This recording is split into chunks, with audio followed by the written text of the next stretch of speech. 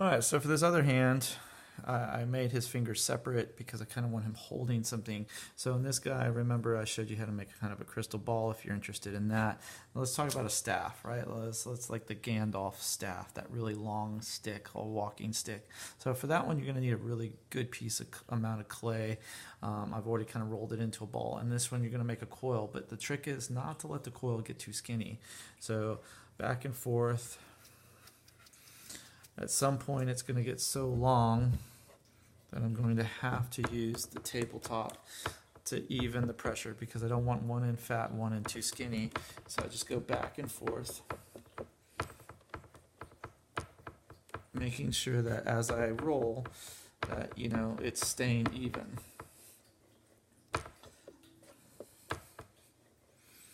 Really working on trying not to let it get too skinny, too fat. Now, how long you need it to be, I don't know what that answer is, right?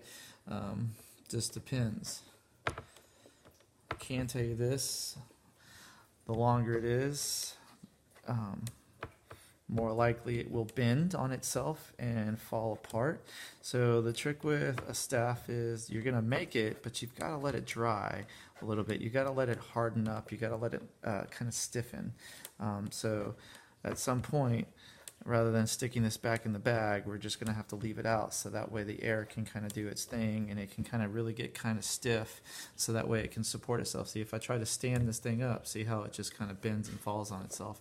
So when you do this with your regular clay, you're going to have to kind of leave it alone so that it can get that way. And you can take a sharp tool and you can just draw these long lines in it, and that kind of gives it the idea of wood grain, and just kind of roll it around, and you just kind of just keep drawing and scratching the surface of it, and it gives it that idea of that nice wood grain. And then I would just leave this out, let it dry for maybe a day. Maybe I'll have it stored in a certain spot, and I'll wrap them up at the end of class or at the end of the day before I go home. And that way they've hardened a little bit, but they're still pliable enough that we can attach them to the hand. So it would look something like,